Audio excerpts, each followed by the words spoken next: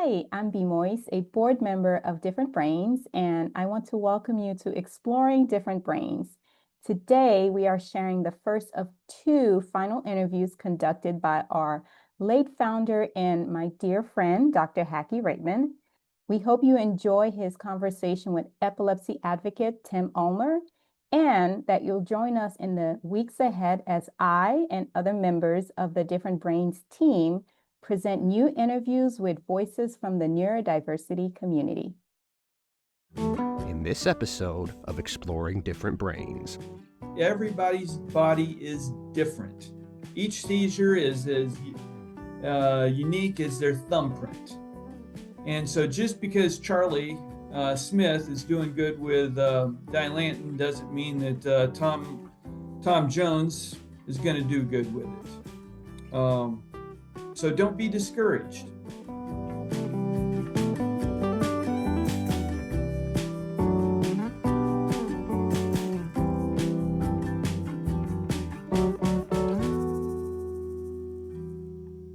Hi, I'm Dr. Hackey Reitman. Welcome to another episode of Exploring Different Brains. And today we're going to have some fun. We've got Tim Ulmer, and Tim has created the Epilepsy Gangster, which we're going to learn all about. Tim, welcome to Different Brains. Thank you very much for having me, Hackey. Now, why don't you introduce yourself properly? Tell us about you. Tell our audience. Well, I have been epileptic since the age of 2. It was an injury, and I'm now 61. And so epilepsy has been a factor in every decision in my life, from career to changing to choice of schools, to whether or not I could be a good husband and whether or not I'd be a good father. I'm now happily married with a blossoming 14-year-old girl who already has her plans set on Johns Hopkins. So I think I'm doing okay. Oh boy, congratulations. That's great. Tell us how you first got diagnosed. What happened? What led up to this? As I say, my very first memory of life, as I can put together, is falling down a wooden staircase at the age of 2. And when I, soon afterwards, my parents were very close to me, very good teacher. They were actually teachers, and mom was a guidance counselor. So they knew abnormalities, and they noticed what was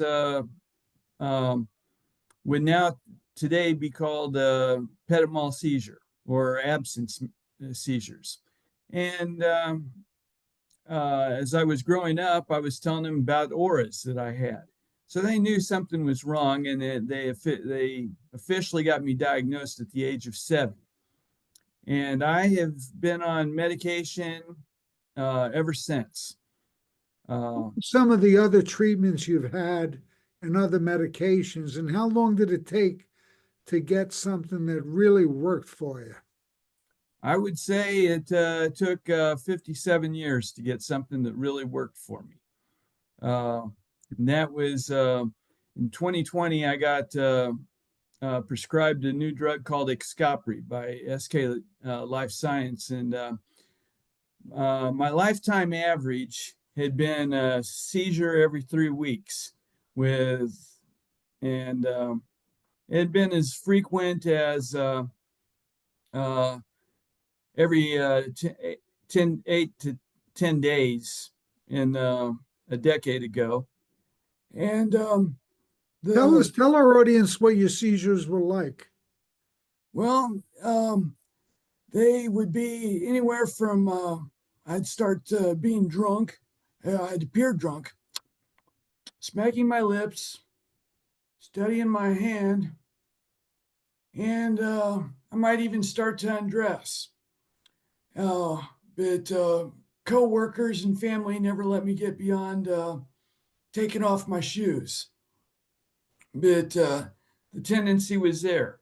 And there were times I have what was then called psychomotor, where I was able to keep functioning with what I was doing, but I would not be aware of it. And that actually terrified me because in 1990, I was driving to work in Chicago on an expressway, and when I had a seizure. And the next thing I know, I am about 2 miles from there, and I'm driving through a parking garage of a complex where I had been working 5 years earlier. And that caused such a shock that I went into another seizure. And when I came out of that, I was in the parking lot of where I was working. And it meant that to have gotten there, I drove through at least 8 intersections with stoplights and gotten onto a Chicago expressway for 2 miles. So in some ways, I don't want to say that I'm glad that I had something like Grand Mal, but that's something that I'm not experienced with. But nevertheless, something that was kind of beneficial, or that I saw advantageous to those people, is their actions stopped, whereas I was able to keep on going. And Illinois had just passed a law that any hit and run drivers would be prosecuted as manslaughter. And when I came out of that seizure, I was terrified. I went to a Dunkin' Donuts, used the payphone to call a friend who had connections with the Chicago Police Department. And I said, hey, have there been any hit and run accidents reported in the last half hour? He told me stay where I was at, he'd find out. And I have never been more terrified in my life than that half hour waiting for him to call back at the payphone and not knowing if I might have killed somebody. Wow, what a story. On Tell the us lighter how side, you're, 15 years later, on the lighter side, if you want to call it that, I became a TV news producer. And on the way to a story, about five minutes away, my photographer and driver thought that I fell asleep, and he didn't think anything of it. And the first thing I know, I'm holding a microphone interviewing somebody who I don't know who it is. And I thought I tried to recover my questioning and get to a point that we could stop. Then I whispered to my cameraman, hey, I had a seizure. Did I just do who was that? And did I do anything crazy? Turned out I had gotten there. I had helped him set up the old-fashioned 3/4-inch cameras, the lighting, the microphone, met the three people I was going to interview, discuss with them what I was going to interview, ask each one of them, and started the first interview, all without any awareness of it. well, you're good. Tim, tell us how your voice is occasionally affected by the treatments. Well, before getting this medication, I have about in 2013, my epileptologist got me sold on trying out for a vagus nerve stimulator. And for the people that don't know about it, there's the vagus nerve in the neck, and it's a pipeline into the brain. And I have a little implant that's about the size of $3.50 stacked on top of each other right here. And wires are running right underneath my skin, and they're attached to the vagus nerve. It's like a pacemaker for the brain. And it's every 5 minutes, it sends a 30-second electric shock to that. But since it's right next to the voice box, it interferes with my larynx. This doesn't want to show. This is a magnet that I carry on my belt in case I need it. If I feel an aura coming on, I tap the device. And right now, I just started it. It fired. And whether or not it affects my voice depends on the power that the epileptologist has set maybe how if my neck is down on my throat, and just the position I'm sitting, that all kind of is a factor. And when I first got the thing, people told me that, gosh, you sound like somebody from the movies. And I said, well, tell me who. And they all came, anyone that ventured to guess always came back with Marlon Brando, The Godfather, Don That's it. Corleone. I thought you were doing a great imitation. I'll tell you what. Well, that's what these guys thought. They wondered why would I be doing why was I doing a Marlon Brando imitation when I'm trying to have a business meeting? Oh, boy. Wow. Now, you've become an outspoken self-advocate for the epilepsy community. What led you to that? Well, my parents raised me to be a good Boy Scout and the idea of being a good citizen. And they had me convinced I wanted to give back more than I took. I wanted to do something colossal that for other people. And coming from a military family, I thought the best way I could do it was to have a career in the Navy. I saw myself when I was 18 as being Lieutenant Pete Maverick Mitchell in Top Gun. And when the Navy told me I was handicapped. And so, whoa, no one had ever called me handicapped before because it hadn't stopped me from doing anything. And so I got involved in politics then, and happened to be elected to the 1980 Republican National Convention at the age of 20. I had not yet had a chance to vote for a candidate before I had the chance to nominate a candidate.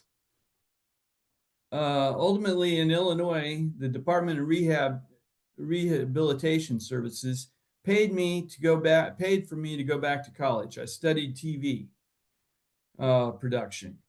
And even there, that was not going to be perfect. But during those years, I had started as being a director of the Epilepsy Foundation of Chicago's epilepsy support groups as a volunteer. And so that made me aware we're talking 1990, 91, made me aware of the value of support groups. And when I moved to Atlanta in 2004, Atlanta had no support groups, none at all. So I started my own. And I've realized the importance, just how important it is for people to be able to talk about their problems and know that they're not alone. And also, since I studied television and production, I know how the brain responds to imagery and how people learn from what they see on TV. And an incredible number of people that would accept my suggestions at the support group meeting, but they needed to have imagery. They needed to see it being done. And so a friend who was trying to start another inspirational TV network that did not get carried on Roku, she asked me if I'd want to do a show about epilepsy. And after thinking it over, I decided, yeah, let's do it. And my premise is for those stubborn people out there that think they're alone. I have found happy, productive, and socially active people who are doing so despite epilepsy. That's the purpose of the show. It's not to be a support group. It's for the people going to the support group so they can see, hey, there's some merit to what I'm trying to tell them in the meetings. That's great. That is great.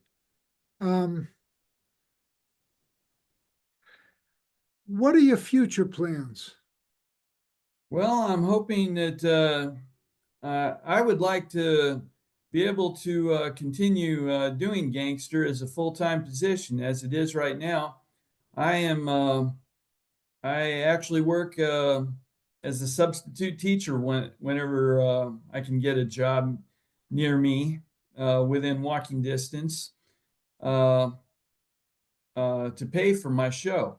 But I have fun doing it. I want to speak. I take every opportunity I can to speak because I know how people try to be strong, and no one can be Superman all the time. They've got to break down and talk to somebody, and they need examples. And so it's my utmost joy to be able to put this on. For 4 years or 5 years, I was, after getting my degree, I got to be a local TV news producer, as I said. And I loved working with TV production. And this has been a way I've been able to use my skills and at the same time help people. The example you set for people who have epilepsy are just like you and me, and they can do whatever they want to do. And like anything else, we all need whatever help we need with whatever we need. So if I'm diabetic, I carry on and I have that. If I'm heart disease, I carry on and I do this. And you can do whatever you want to do. And the more worthwhile something it is you want to do, and the more it seems out of reach, society's a little bit funny because they'll try to discourage you. They'll say, come on, Tim, you can't do that. What are you going to try to do that for? You can't do that. You can't make the big difference. And now we turn around and you're making the difference and you're doing it. And you're doing TV show and you're writing and you're doing all this great stuff. I salute you. It's good stuff. And you set a good example and encourage other people to do it as well. Well, thank you very much, Aki. I would say that have actually come to help people and serve my country more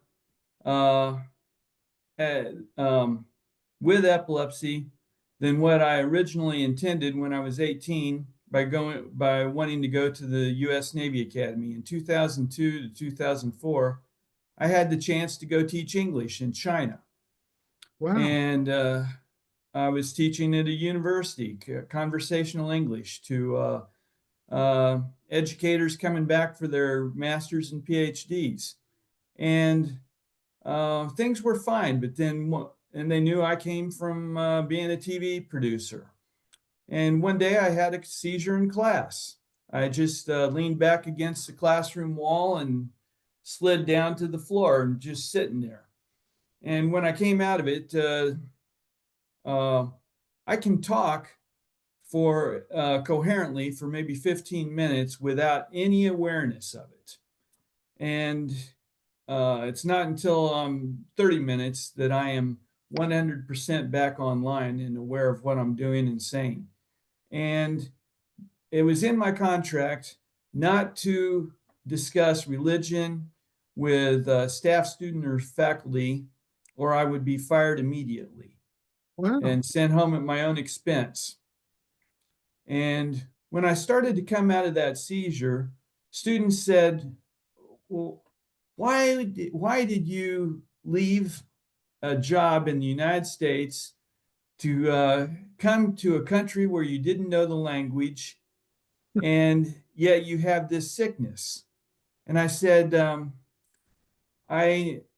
without knowing what I was saying, I just said, I wasn't afraid because God had saved my life in 5 car accidents.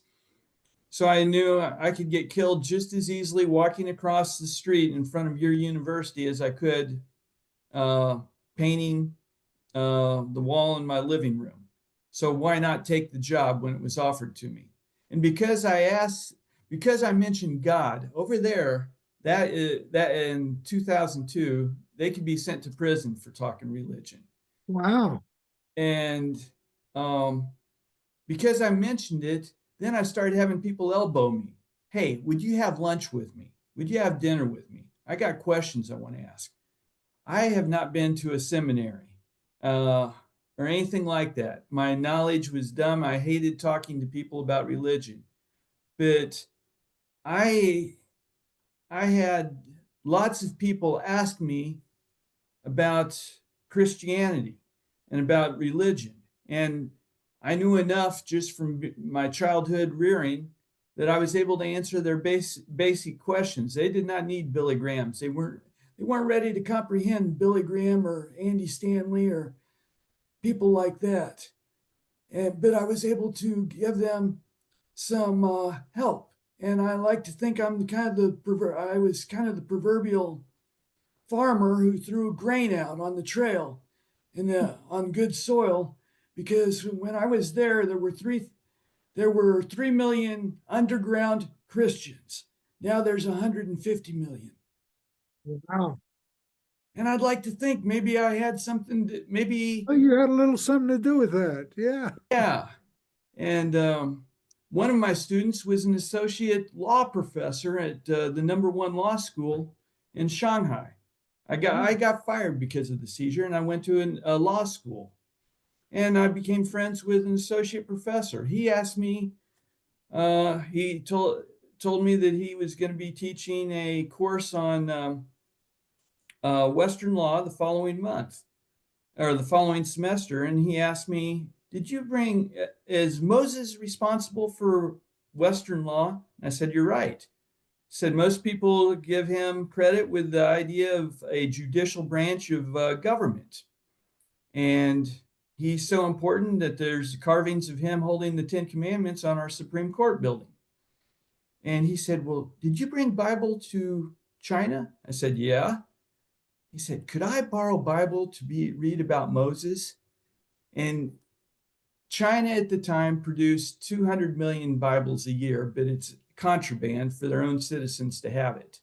I don't know what it is nowadays, but anyhow, we had to do this like a drug exchange. The next day, we accidentally picked up each other's bag. My bag had the Bible, and 5 weeks later, he said, you have to have Bible back. I want to learn about Jesus now.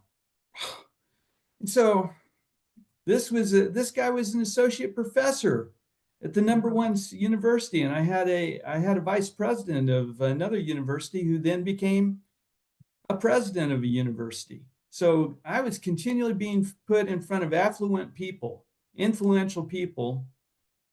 And so I am confident that it was meant for me to have epilepsy. And I've used it. I've been able to serve people more than Lieutenant Pete Maverick Mitchell. Tim, what advice would you have for people out there who are just beginning their journey with epilepsy? I would say be patient. It takes 2 years for roughly for people to get an idea of what their limitations are. There's loads and loads and loads of information on the internet, which my parents didn't have raising me. But there's so much information that if you do not know what is pertinent to your problem, you're going to feel suffocated and you're going to feel even more miserable. Be patient. Find out with an epileptologist, not a neurologist, but an epileptologist, a neurologist who specializes in epilepsy. Find out from them just what your condition is. There's 40 variations of seizures. When I got diagnosed, there was 3. Petit mal, psychomotor, and grand mal. Now there's 40 variations. Find out what your particular needs are, and then you got to be smart enough to know what you don't know. then you can proceed with your epileptologist to make a plan. And everybody's body is different. Each seizure is as unique as their thumbprint. And so just because Charlie Smith is doing good with Dilantin doesn't mean that Tom Jones is going to do good with it. So don't be discouraged. It's going to take trial and error. It's going to take that bit. Something that really helped me, and my parents were doing this at a time when before there were epileptologists. I'll admit, I was raised in kind of like the Iron Age, if you want to think about it. Nowadays, epilepsy might be in the computer age, just starting the space age. But my mom kept a journal describing every seizure I had, when I had it, what I was doing at the time. And I would say on top of that, I've learned to keep a diet, make note of what I had eaten in the last 48 hours. Because once you're able to categorize your seizures like that, you can show it to the epileptologist, and then that is learning what your triggers are. When you start to recognize the triggers, then you know what to avoid. Your seizures can come down. Tim, could you give us an example of some of the stories that have been shared on your show? Well, something I'm very proud of is I got a national advocate, Big Ten Conference head football coach, Jerry Kill. He had his very first seizure in 2011 with 20 seconds to go on a game that was being watched nationwide by 500,000 people on ESPN. He had a grand mal seizure on the sidelines that interrupted the game. And he shared with me about how he had to step out of football, made the choice to get out, but he recuperated. He reinvented the new normal, and he went back to coaching football again, which he never thought he'd do. But he got the New Mexico State University football team into the Southwest Bowl. And this year he's at Vanderbilt. So he's come back. He's a good example of how to reinvent yourself in a crisis. Epilepsy does not have to mean the end. And I also began this season with a violinist, a very renowned violinist named Martha Curtis. And back in the beginning of the Iron Age of epilepsy surgery, she had a third of her right temporal lobe removed. Not only did it run the risk of killing her, but if she survived, it ran the risk that she would not understand what music was. Turned out she had the surgery.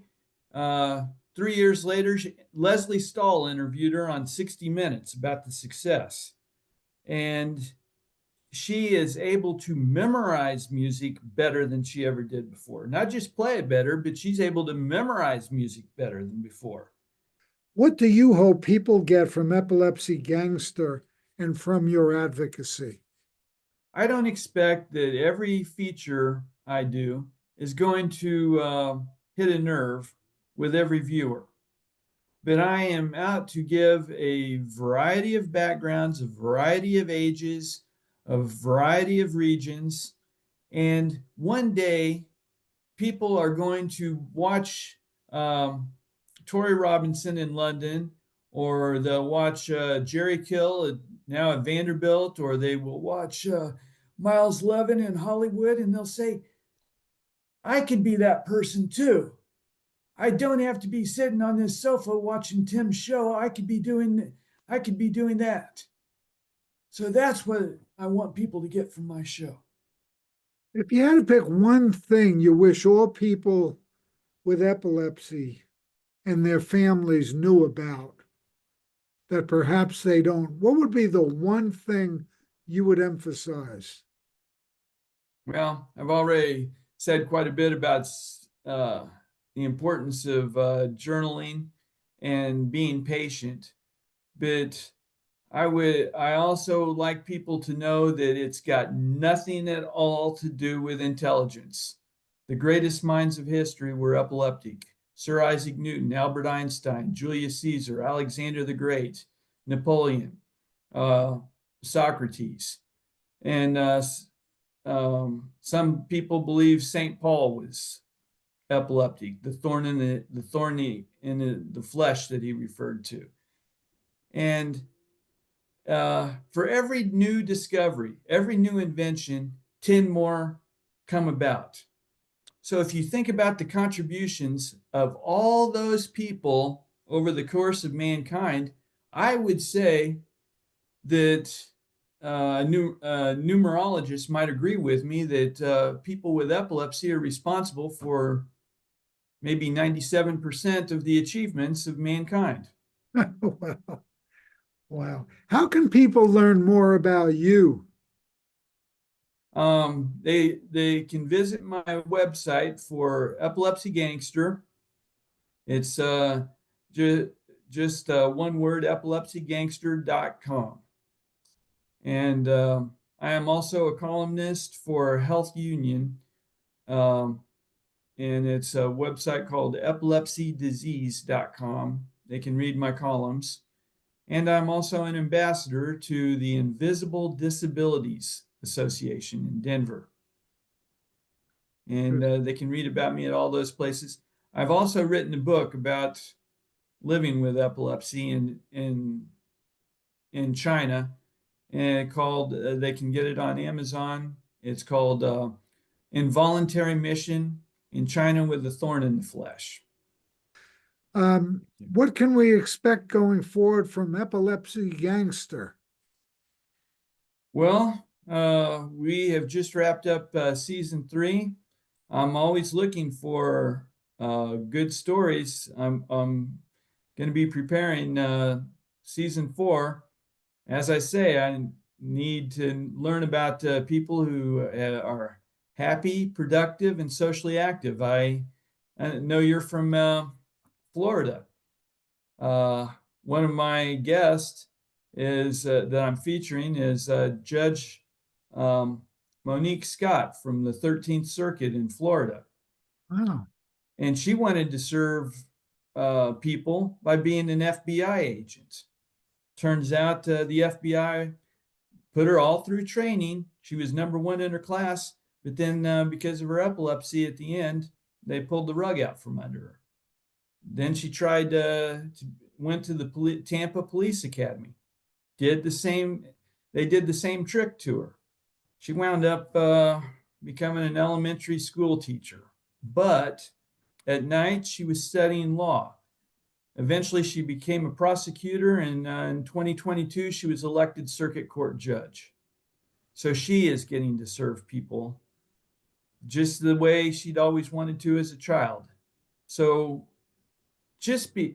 people need to realize that you don't just go from point A to point D, as in A, B, C, D. Maybe you go from point A to point E to point M to point D. No life is perfect, or it's not perfect as you envision. So be creative, be patient when you're told no. Be patient and find out what you can do, how you can apply your talents to somebody who's less fortunate than you. Well, on that positive note, Tim Ulmer, great self-advocate. You've given us all inspiration today. We've learned a lot about epilepsy, but we've also learned a lot about the importance of the human spirit as we all go forward and do what it is we want to try to do. Don't take no for an answer, and carry on. Tim Ulmer, thank you very much. And please stay in touch with us. Thank you. Exploring Different Brains is a production of Different Brains. Visit us at differentbrains.org.